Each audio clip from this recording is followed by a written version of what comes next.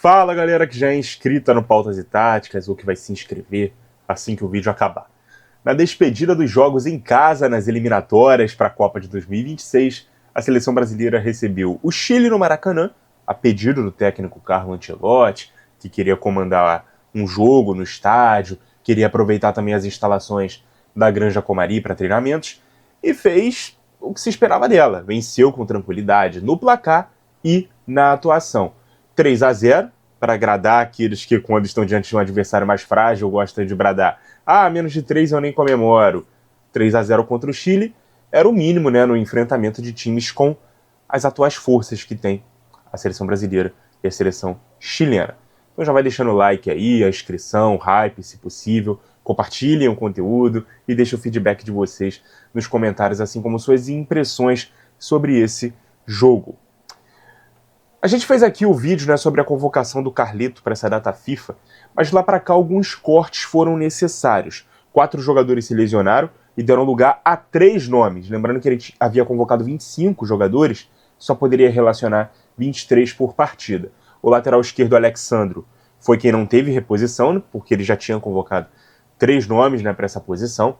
Além dele, o lateral direito, Wanderson, do Mônaco, deu lugar ao Vitinho, do Botafogo.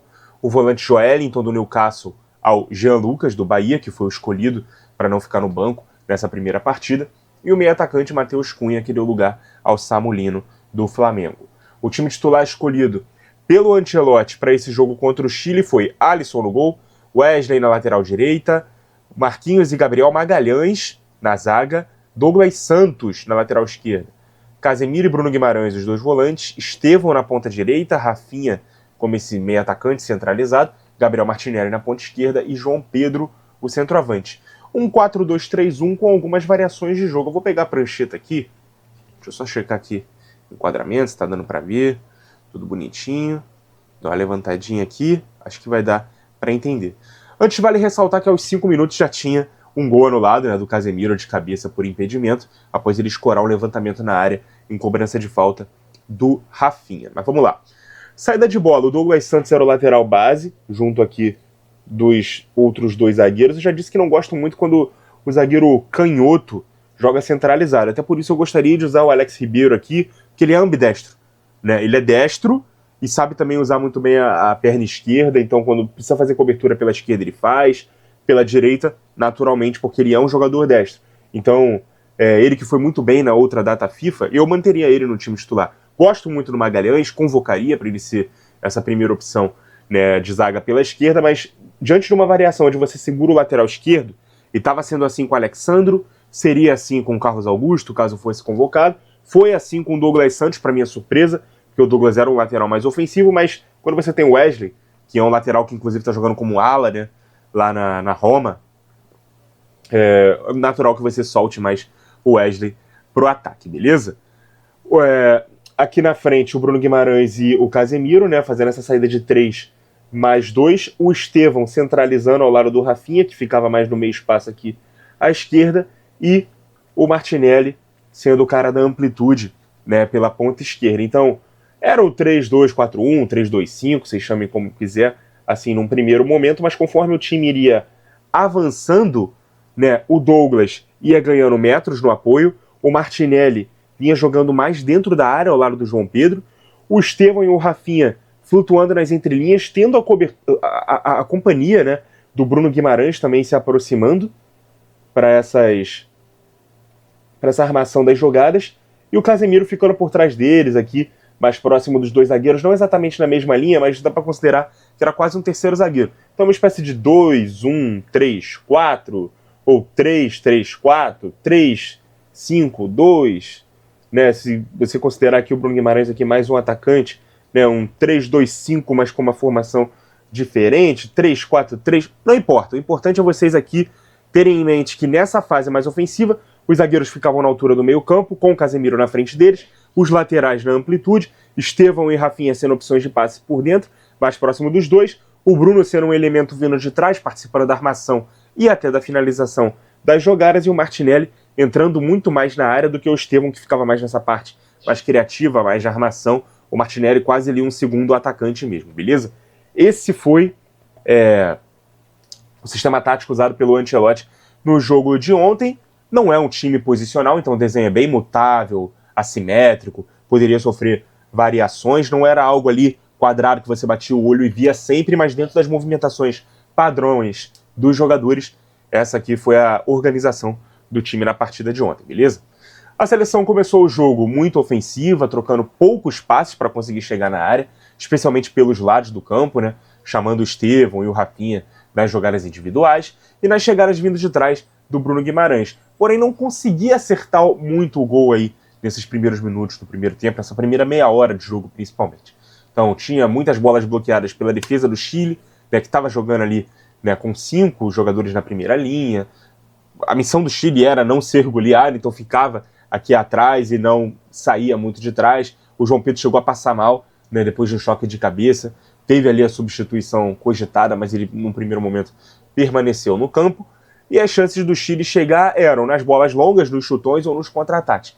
Aos 23, quase marcou numa lambança da defesa brasileira, num chutão do goleiro, encontrando ali 2 jogadores sozinhos, né, na frente do Alisson, que saiu do gol errado, foi driblado, mas o Marquinhos bloqueou a finalização. Só que não valeu, né? Depois de tudo isso aí acontecer, o lance foi parado por impedimento. Mas já foi um susto ali que a seleção brasileira tomou nesses primeiros minutos.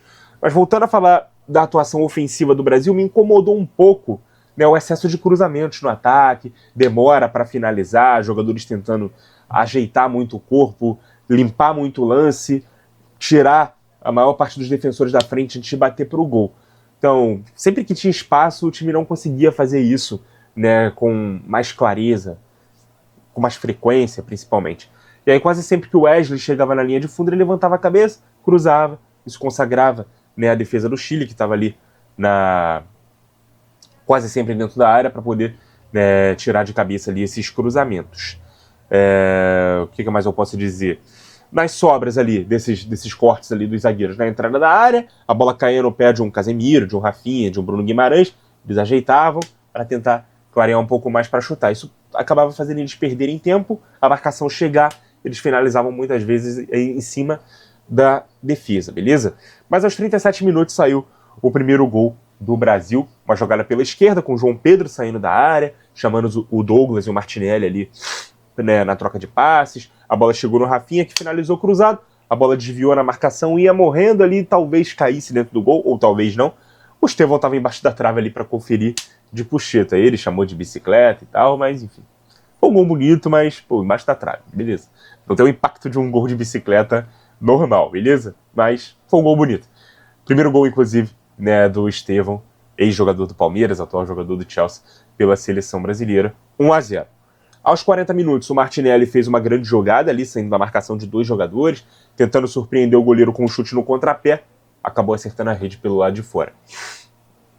E aí, depois do gol, depois dessa jogada, o time ganhou confiança e seguiu, né, criando chances. Né, no lance seguinte a esse do Martinelli, inclusive, uma bola longa para o Estevão, para chamar a marcação ali no X1, cortar para dentro e tentar bater de pé esquerdo, mas a bola acabou subindo demais. E aos 44, o Estevão acionou também numa bola longa o Wesley, e ele estava ali sendo marcado pelo zagueiro Maripan, que acabou pisando de cima para baixo no tornozelo do ex-lateral do Flamengo. O árbitro expulsou na hora, vermelho direto, mas o VAR corrigiu ali o exagero, né, do juizão. Chamou para revisão, o amarelo ficou de bom tamanho e eu concordo, tá? No primeiro momento eu estranhei, vermelho direto num lance como esse. Fiquei olhando ali no replay, é mais ali acidental do que qualquer coisa, né? O pisão. Mas enfim. E depois ainda teve uma polêmica com um lance envolvendo o Casemiro, que depois de uma falta cometida ali pelo Wesley, foi ali tentar pegar a bola, pisar na bola, acabou pisando também, né, na perna ali do jogador chileno. O árbitro viu na mesma hora, correu e aplicou o amarelo, que inclusive tirou o Casemiro da próxima partida. Achou até que ele deveria ser poupado mesmo do próximo jogo. A gente precisa, né, ver mais nomes que tiveram pouca minutagem. Daqui a pouco eu falo um pouquinho mais sobre essa partida contra a Bolívia e o contexto dela, mas o jogador chileno ficou ali valorizando, né, para tentar forçar uma revisão, tentar forçar um vermelho ali, né, para o volante brasileiro ser expulso, mas o árbitro não foi ao monitor, não foi chamado para isso, e na minha visão, o árbitro viu, né, e julgou que foi para amarelo. Se ele não tivesse visto e o VAR chamasse, eu acho que poderíamos sim ter corrido o risco de ir para o vestiário com um a menos, né, no fim da primeira etapa. Mas eu fico ali também com a decisão de campo de que o amarelo bastou, beleza? Na cobrança dessa falta, inclusive, né, desse pisão do Casemiro, o Chile exigiu uma grande defesa ali do Alisson, né, no mergulho de cabeça, mas o ataque já estava parado também por impedimento. Números da etapa inicial, domínio total do Brasil, tá? Todos esses números aqui a favor da seleção brasileira. 13-1 em finalizações, 13-1, 3-0 no alvo, não foram tantas assim no alvo, como eu disse, várias ali ficaram na defesa, 68% a 32% de posse de bola. Né? Muito volume de jogo, muito controle da posse, pouca precisão, um repertório que poderia ser maior, e 2 sustos em bolas que estavam em posição de impedimento. Uma com falha do Alisson e outra com uma defesaça do nosso goleiro. Segundo tempo começou e nos primeiros 10 minutos começam com a seleção brasileira tentando tocar a bola com mais paciência para tentar tirar o Chile de trás, né? É claro que um time muito mais fraco, sem chance de classificação. Eles vieram para o Rio, como eu disse, com a única missão de não serem goleados. Então, eles não tinham nenhuma obrigação ali de mudar de postura por estarem perdendo o jogo. Então, o Brasil mudou a sua própria postura, né? Não vamos tentar encurralar, avalanche, ficar cruzando bola para a área. Vamos tentar tocar a bola, né? Para ver se tira eles ali de trás. Aos 15 minutos, boa jogada ali do Estevão com o Bruno Guimarães pela direita. Inclusive, o Bruno deixou ali o marcador no chão, tentou achar o João Pedro na área, ele acabou escorregando. A sobra ficou com o Casemiro, que bateu em cima da zaga. E ali na sobra, o Douglas Santos acabou isolando.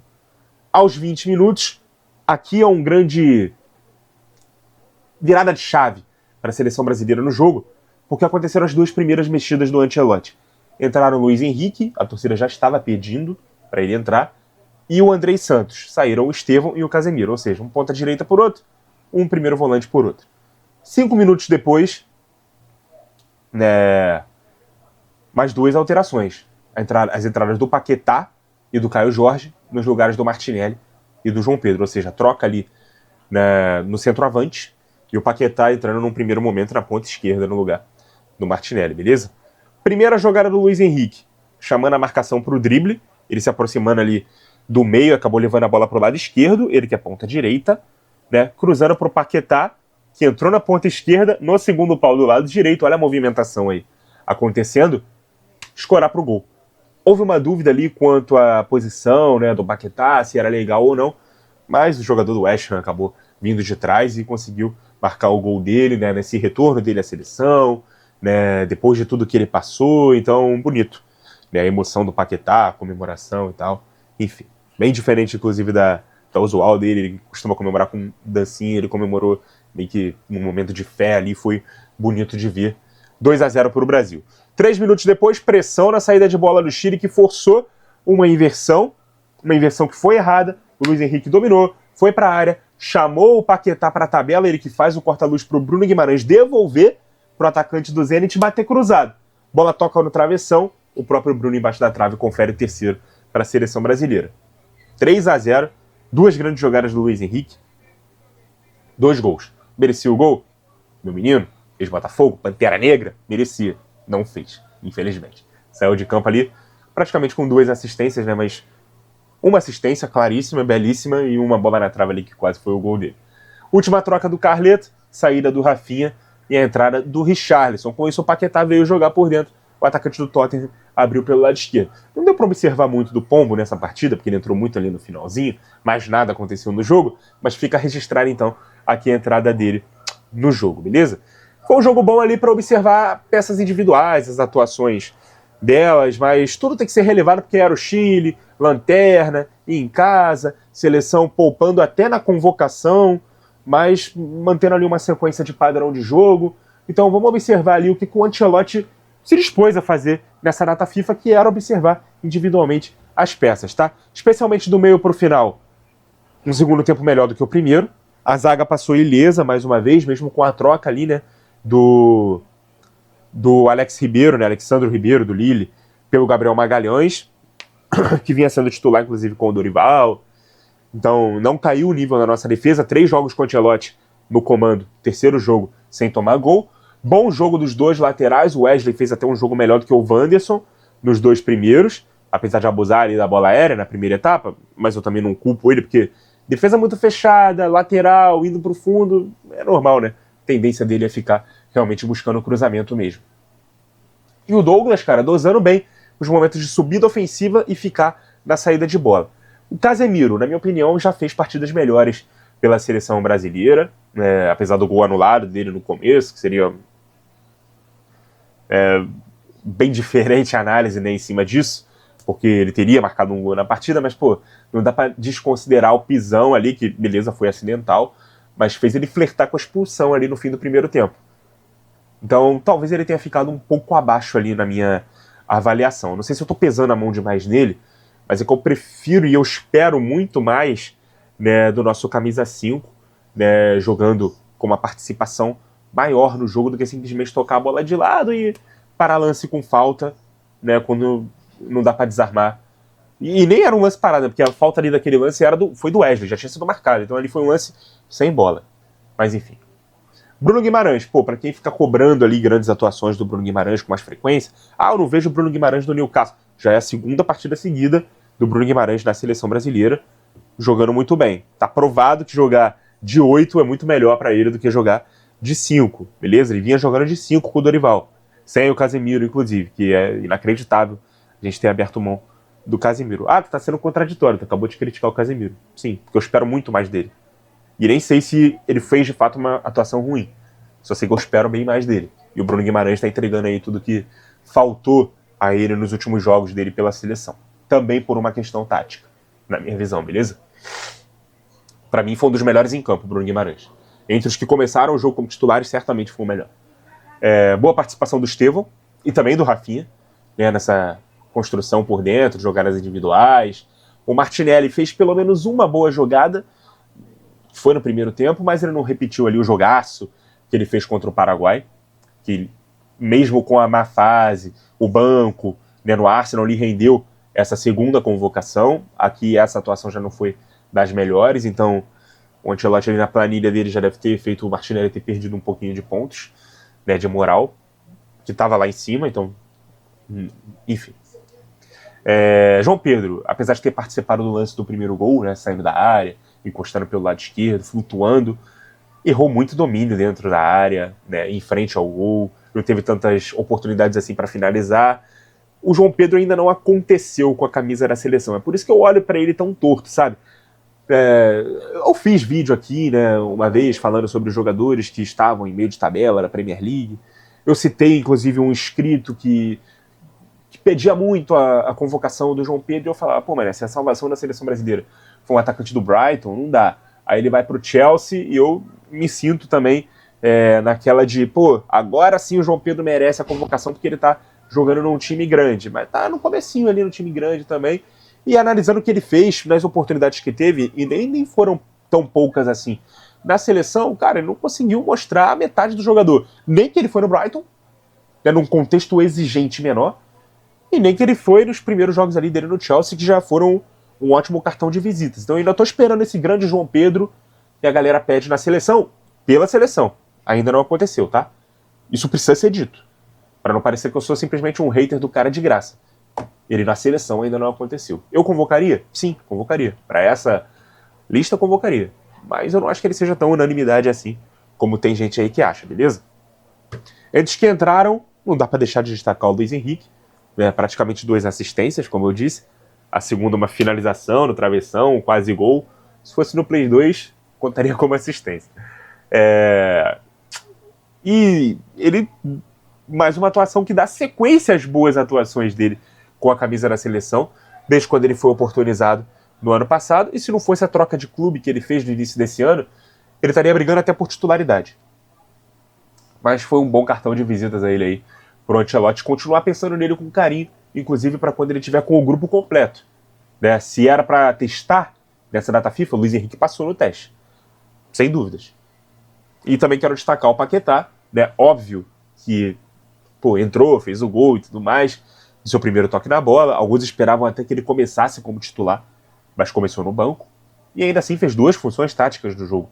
Já começou na ponta esquerda, depois migrou para o meio. Acho que deve ser titular aí nesse próximo jogo contra a Bolívia, que é muito difícil, por ser na altitude, mais de 4.000 metros. Eu acho que não vai dar para tirar muitas conclusões em relação ao resultado, até porque a Bolívia tem chance de ir para a repescagem, ainda é um jogo valendo para a Bolívia, Se vencer o jogo, ela irá para a repescagem, ainda tem chance de ir para a Copa do Mundo. Se eu não me engano, seria a primeira Copa da Bolívia na história. Então, assim, a tendência é que o Brasil não vença essa partida. E também é uma tendência que o time jogue muito mexido.